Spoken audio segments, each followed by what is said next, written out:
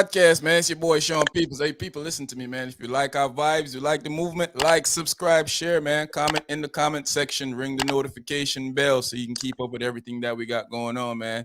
Jump in the community tab. That's where you'll find out all the information about the podcast and our future endeavors, man.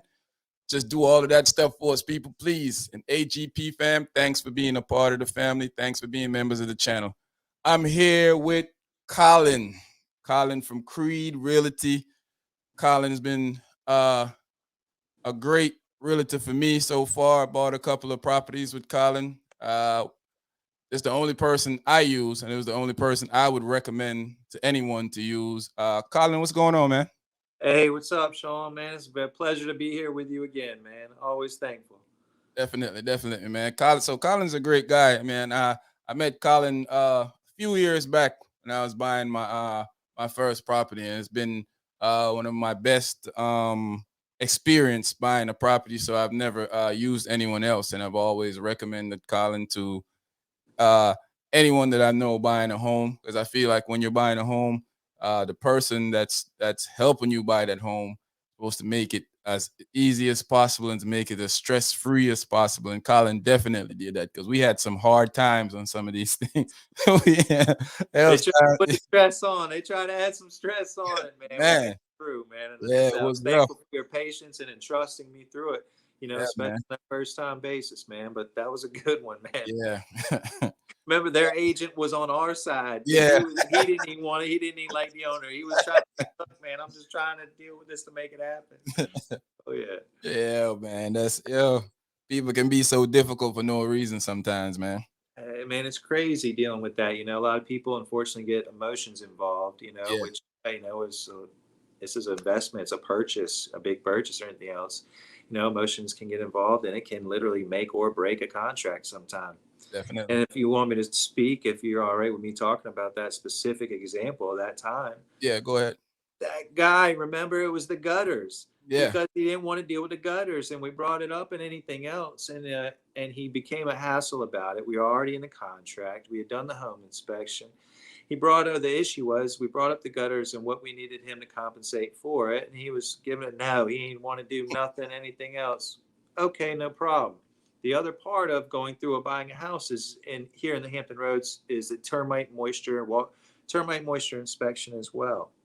A TMWDI inspection, the wood destroying insects, which wherever there's moisture, that's what brings up the bugs. Well, when that inspector went and crawled the space where those gutters were missing, there was a bunch of water that had gone under that house right there. Yes. And so it needed a little bit of repair. Nothing bad or anything else, but that repair got him for another, it was close to $1,000 almost, and all he had to do was give us a couple $100 we were asking for the gutters. Yeah. Instead, he was out for $1,200 because he was contractually obliged that he has to take care of that for part of the contract. So he didn't even have a way out of that part. Just being difficult for no reason. Karma got him. That was a quick karma train for that one. Didn't even wait. That was a good one. Karma was like, maybe not 5 years from now, but right now. That was within a week. That was wonderful. Yeah. So, Colin, man, we brought you here on the show to help our members out, our subscribers out, people listen to us on Spotify and all the other streaming platforms about being a first-time homeowner, even just buying home in general. So as being a first-time homeowner, what do a person needs to do to get them started when they're ready to buy a home? Very good question, man. The biggest thing is, as crazy as it is, man, being an individual here is those three numbers, your credit score. Credit score is going to make or break you for anything else because, you can still qualify if you've got a lower credit score, but they're going to eat you up on rates and everything else. So the first thing is to always see where you're at on your credit. Make sure you're in line with your credit. A lot of people, if they haven't even checked their credit or anything else, I unfortunately didn't learn that till I was after the age of 30. Everything I did beforehand, running other restaurants and other businesses for that, was just a lot of cash involved. And me thinking, I was like, nah, I paid for everything. I thought I was the best thing out, man.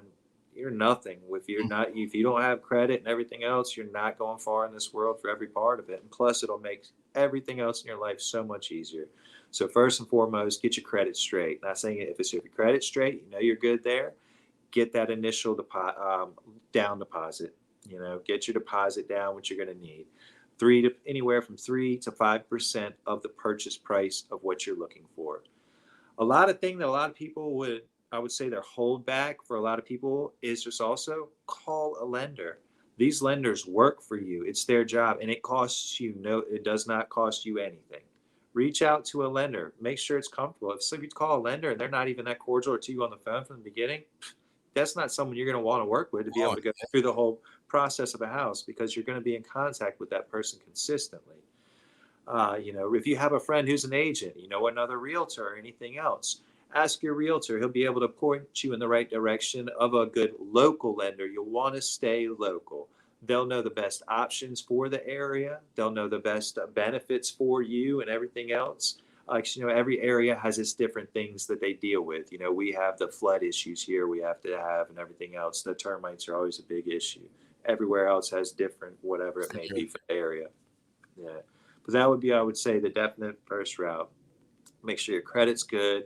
Other than that, get 3 to 5% in your account. Now, depending on how the market is too, before closing costs, I got closing costs out of the other side. For the most part, I got the other people to pay our closing costs. Yeah. And granted, I've still gotten a few this year, but it's turned into a seller's market for this past year. With that being such, a lot of sellers don't have to pay closing costs. So them not paying closing costs, what that is to you being a buyer means you're going to be needing to bring another 3 to 4% to the table. And not, and that could or could not be, because asking for closing costs from the seller it's all negotiations. Yeah. But for any really nice property that's been out there right now, it hasn't lasted more than 24, 48 hours. And for the contracts that I've won this year, a few with closing costs, but those were ones that were already sitting on the market for a little while, didn't have much. Any brand new hot property that wasn't getting closing costs. Yeah. I think that at this point, it because at one point I was feeling like it was more of a maybe both market, the seller and the and a buyer's market, because interest rates have gotten so low. But at this point, with all the advantages the sellers are having right now, I think the tips in the favor of the seller right now. So it is to an extent now. And you kind of said it perfect because of so much or advantages with the seller. Now, it's only an advantage to a seller to what we let them do. Mm-hmm. Remember, we bring to the table, us coming as a buyer, look, we get to say what we want, you know what I mean? And I know how to inspect the house to roll through it for us to find little options for us Yeah. to get basic negotiating thing. And the other biggest thing that's going on right now too is making sure that people are pricing it right. Unfortunately, some other people are, everybody I love my house. I think my house is the best in my little block or whatever it is. But even though I think it is, you can't put the Taj Mahal over here in anywhere but the Taj Mahal and think you're going to get the Taj Mahal price. Exactly. So, unfortunately, some other people are starting to see, Jim, Joe, Sally down the road, got this much, or, which is fine. So they think mine's way better, and they're putting it on for 90,000 more. Granted, the top one that's ever sold in that neighborhood is like $100,000 less than what they got it listed for. But I mean, so some people are just reaching really bad. I've seen some other greedy people, but there is still some good buys because not every seller is like that. Like I said, we've still been getting closing costs from some other sellers too, because sellers are still getting a great price. Their houses are appreciated immaculately. Not everybody's greedy. They're happy to get at listing price. Yes, no problem. Here, we're good with this. We're moving on. I don't want to bidding war, any of this stuff. Most people want to have their couple days of showings, and if they're getting list price or whatever else little parts of the contract may or may not be, they're happy with it. So I mean, there's, as you were saying, it's hard. It can't be a seller's and buyer's market both at the same time. Yeah. But as you did bring up, the fact that the rates are so low, it's ridiculous not to take advantage of that money. You'll never have another, in my opinion, obviously, and I'm not a lender, I'm a realtor, in my opinion, you'll never have the option to get that cheap of money ever again. Yeah. So if you even have the option to buy investments or anything else, you're getting that money right now. And it's because it's so low, your payment for the mortgage is going to be so less, even if you don't live there for that long, and or you should easily have options for a rental to make positive cash flow. That's good. Yeah. And That's plus great. the equity is just going to be going up. Oh, yeah. And And yeah, and I rented for a long time. I'm 40 years old. I've never seen rent go down. yeah, I was just about to say that. I was like, we were talking off air, and you was like, have you ever seen rent go down? And I'm like, I've never I heard mean, yeah, I'm rent go 40 down. years old. I got my first one at 18 years old. I mean, I don't rent anymore, but I know the market. I mean, Yeah, and people are paying a premium. Not even that, but there's a housing shortage right now also, yeah, because that's the whole other thing. Because a lot of because of the more housings, because so much in price right now, appreciated so much. Everybody had so much equity. Some other people that have had rental portfolios for the past 10 years or so, mhm. time to cash out. They Cash get out. top dollar for all of them. So now we also had all those people that were living in all those 10 houses, probably long time for, a long time.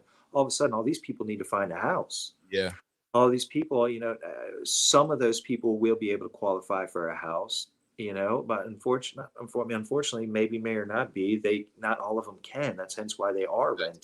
yeah. And so now there's still a huge demand for the rental market, a huge demand for the rental market. And people are obviously just steadily raising the rents. You know what I mean? Supply, demand. It's an automatic So sales. if say I'm a first time home buyer, my credit's a little shabby, Mhm. um, but I want to know what's going on. I want to know what I need to do. I want to know, uh, I kind of feel like it's possible, but I don't know if it's possible. 'Cause like I say, I'm a first time home buyer. What Yeah. what what should I do? Should I contact a realtor first, or should I call a bank, or what a should I do? lend a lender is going to that lender, and by a lender I mean it can be your bank. Mhm. That lender is going to be your best friend. And most lenders even have an actual person that will actually walk you through the free credit repair. You should not have to pay for any of these people to help you. You will not pay for any of these people to help you. Make sure of that, because they're there to help you, because their goal is they'll put you in their credit repair department. And they'll steadily walk you through it. And as the time goes on, all of a sudden that lender is going to call you and be like, hey, guess what? It's time. You're qualified now. All this is taken care of. If you've got this much, because once you sit down with them the first time, they're not just going to talk about the credit repair. They're going to talk a little about the credit repair, and then they're going to also tell you what to do as far as finances to make sure to have that straight. So if you already have that part ready, and then once their credits they're ready to go, they're like, boom, they give you a phone call. Hey, credit's good to go. It's like, wow, then you call me. Then we get to start house shopping. Yeah. So But if you have a realtor that's a friend, I would definitely reach out to a realtor, and or you probably have a lender that's a friend. I would just definitely say stay local for the lender. And I only bring up if you have a realtor for a friend to ask him, because he works with the lenders all the time. then, yeah, And if you have a friend, he probably already knows your personality and someone that he can pair you up with. That would be good. definitely. So what's the credit score rate, the lowest form that you can qualify for getting a house for? And just to be clear, I'm not a lender. You know what I mean? I put that out there. Anything else, I can only talk about some of what I've seen, or anything Okay. else, what I can say from here on. And I've seen you would you want to be at 600. You want to be you want to be at 600. I mean, you'd like to be over 700 for sure. Mhm. But it's like 640 is kind of like a borderline, I want to say, for what I've seen a lot of other creditors, where sometimes with the lenders they told them try and get yours up to a 640 and then let's rock. Mhm. They can do some at 600. Some people can do them even below a 558, even, or whatever it may be. I've seen lower like that. Now, with them doing that, it depends on the person and situation. If the person's right there and they're like, look, I just need to get into a house because this is time for what it is, and they don't care, then that may be. But the reason is because they're going to get a lot more from you in the rates. It's going to cost you a lot more. A lot more. Yeah. It's going to cost you a lot more. If you have Yep. the option to wait a little bit so you can get your little credit a little bit higher, it saves you an ridiculous amount of money. Money in the long run. Yeah. Sometimes in Long the run short and run short, too. Yeah. short run, because they'll burn the lenders will eat you up just specifically because of you have a low credit score. Yeah. And it's not their fault. It's just only what they have to go through for anything else, because they're basically, what they're doing is putting that to an investor, and that investor is basically putting his money on the line to give you the money to lend, and that's their money of whether. Taking a big risk. That's a big, sometimes you're giving 150, 200,000, $300,000 to someone that have never handled that type of money before. So you are taking a risk. And I mean, I've sold houses all the way down to 50,000, 62,000. Yeah. I've closed on a $62,000, $1,000, $400,000 house in the same week. And the thing is, it's the same for both people. This is a house. This is the biggest investment you're ever going to have in your life. So it's the same no matter what price range you're in. This is your home. This is everything. Mm. That's the biggest thing for anybody. So I'm a first time buyer. I come to you and I heard from a few of my friends that they're home first time buyer programs. And yeah, I come to you and I say, how do I get to know more about this first time home buyers programs? Yeah, definitely, man. There's some actually really good stuff online. The FHA one, you can do other stuff where that'll give you even benefits and or compensate it some for when your purchase comes up, that are great. The biggest thing would be, again, man, I hate to keep putting it to here. I'm a realtor. I'm here for you, but that's all comes back Yeah. to the lender part. Me only saying that is because the lender can evaluate you. I don't, the lender will evaluate all your finances and see where you are, and he'll know where your best fit will be. Yeah. Because the lender's going to also show you, because there's different types of loans. VA, where if you have the option, thankful for all of you who have served like yourself, you have the option to do a VA contract. That's the most best thing possible. You get the lowest rate, no money down. Other people, first time home buying, 3.5% down, or conventional is 5% down. Each one just has different parameters and different parts, and it's just only up to the person. But the lender will know once he looks through your whole file to know what would be the best fit for you. So in after we get through all of that now, uh, we're getting ready to close. And we know this situation very well. The, you know, the Every we, Christmas.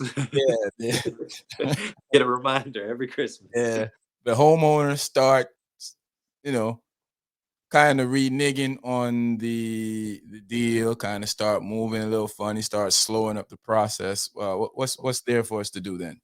That's why you got to have your best realtor in hand to know how to make sure to handle those scenarios, and to make sure your contract is airtight.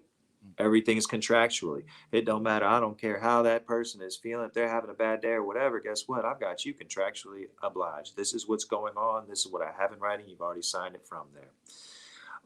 So that's what you were referring to, as if we would already been under contract. As you get to closer to closing, first you go through the inspections, then we negotiate throughout of that. Once that part is done, the seller, there's very few reasonings how the seller could be out of contract for any other, reasonings. I mean, I could bring up, we could play fantasy land. I could bring up, but All that doesn't. kind of stuff. Yeah. Yeah, So, but for the most part, that's why you have to have an experienced, good realtor, so he knows. Because we do everything, we're fluid. We got to roll with the punches and everything mhm, else, and hopefully the agent on the other side is a bit well versed as well. yeah. Because it's not like me and the other agent, we're not against each Mm, other. We both have a job to do, and our job's to have or do the best for each of you, and to have a transaction closed. yeah. That's the goal for everybody in hand. So we all have the same goal. Some people get under the assumption like it's all like you're against the other person or whatever it may be. That's not it. I've had some wonderful sales with both sellers on both sides, and everybody great, cordial friends now afterwards and everything else. There's no bad blood. They'll always have a good transaction close. They're happy to be paying the price. People are happy to be selling their house for this price.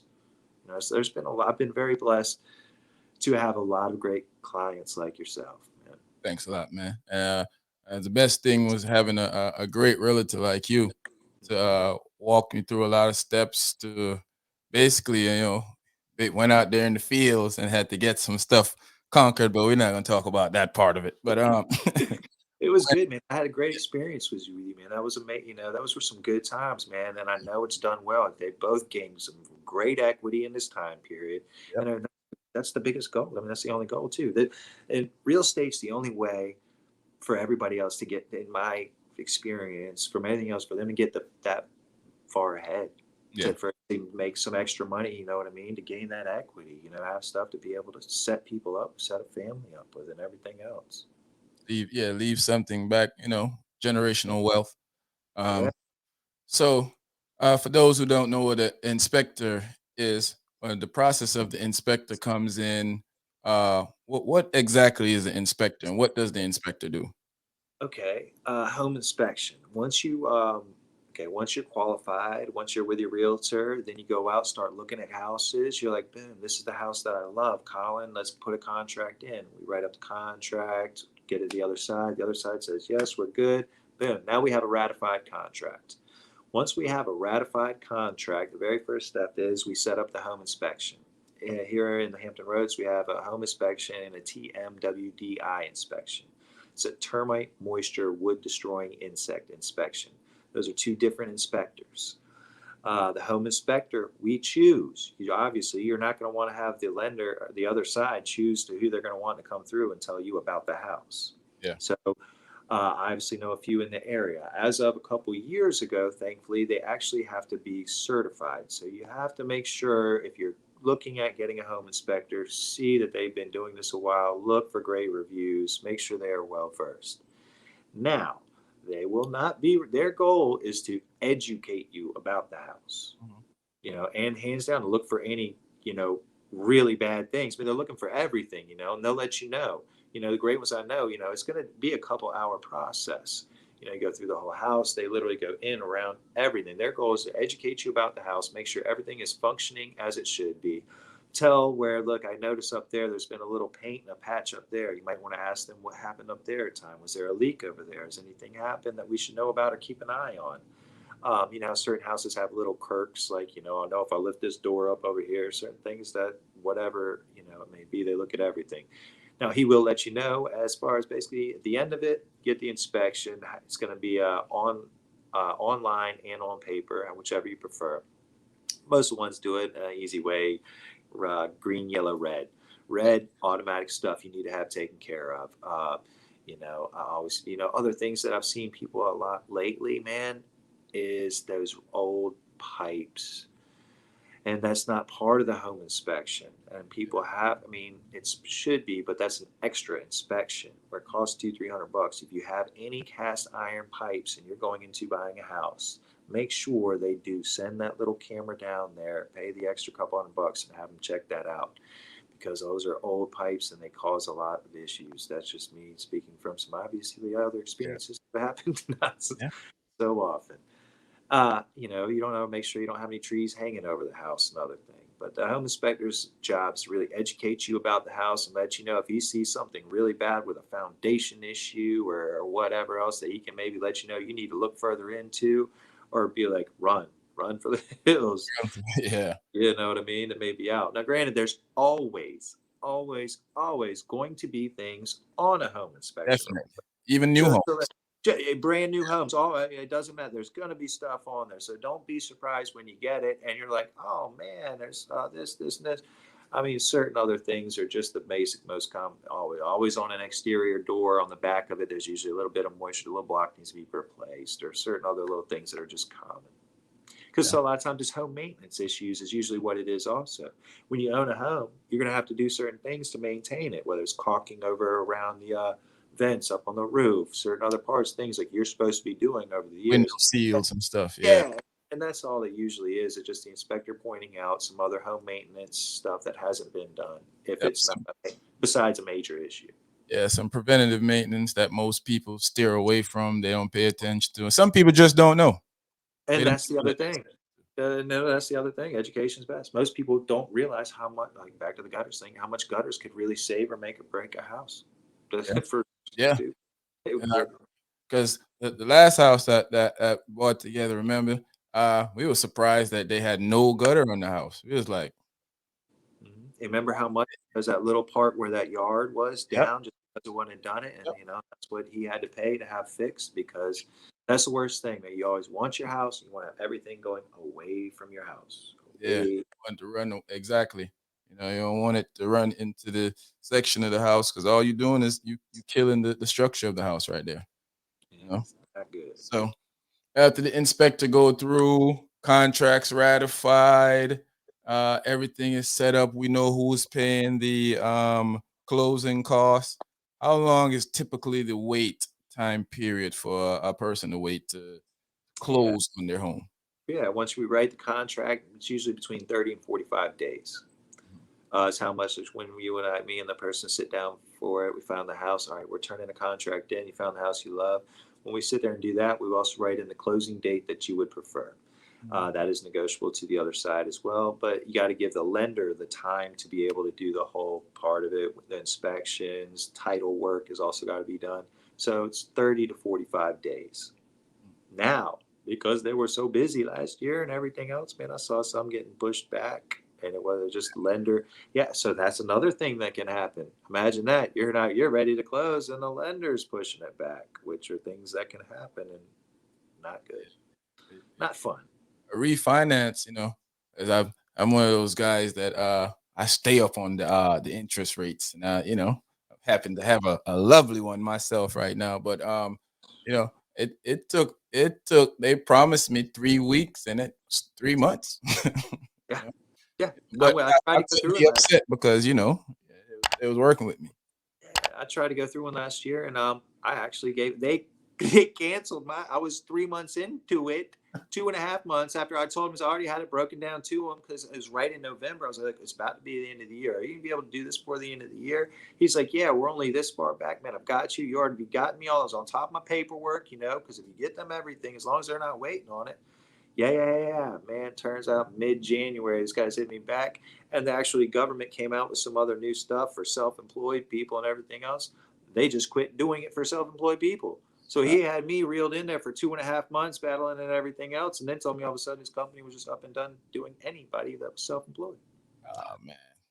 Yeah, it's all right. I got it. I got it in. I got it in. I still got that good rate. I got it in here just recently, man, and it was within a 4 week turnaround, 3.5 week turnaround. Not bad at all.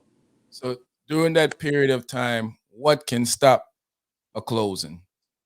Other than Ooh. the lender, so the lender might have a little issue with time, but Don't go out and buy no new car, or don't go out and buy no don't go buy no furniture for the house that you're about to move into. Rule number number one: one, don't buy nothing. Don't put nothing on credit. Don't nothing. do it. Not eh? until after we close. Don't even After put you're in gas in that. your car. No, I'm Don't just kidding. know. No, yeah, man. That could somebody rolls up to the new car to the meet at the closing. You're like, oh no.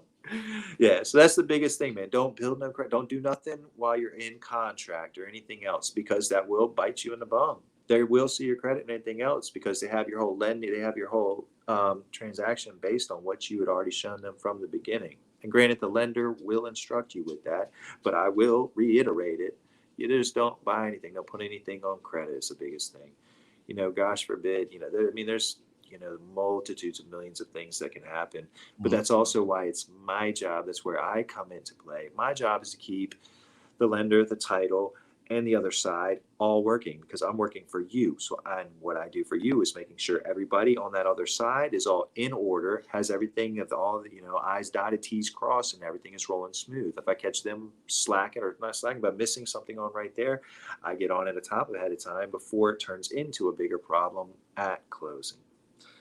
The other biggest thing is that you can do is just being on top of it with your lender. Stay on top of it with your lender because that's the only person that's going to be where you know how it is. Unfortunately, till you don't get those wonderful three words, it's called clear to close until you're about a week out from contract. You know what I mean? And you're a week out from closing date. I'm sorry.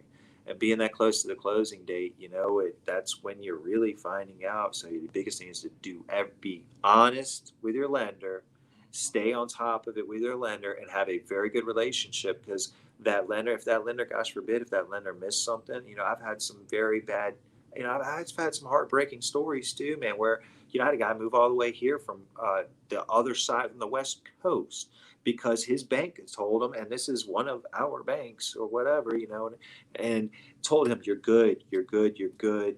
You're already qualified. Here's your letter. He'd already sent me the letter. He was qualified and everything else. I'd already called that lender, checked it out with her. She was good, told me, yes, yes, yes. He sent me this, this, and this.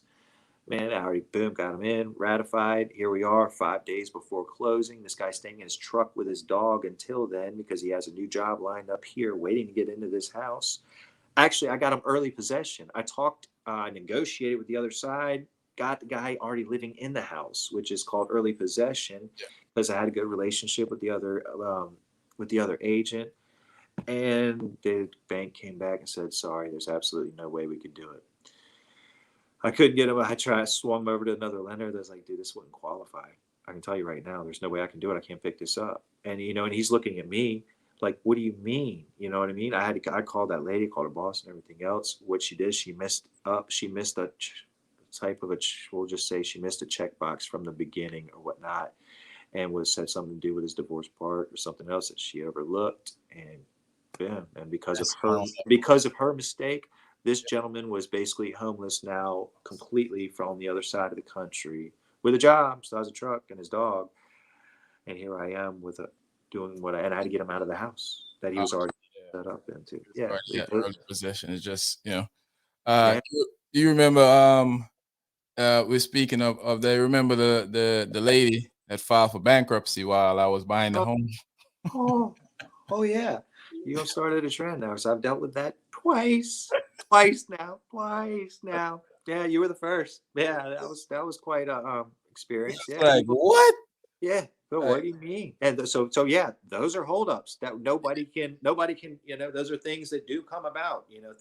Things can happen that are completely out of our control, yeah. that can hold it up.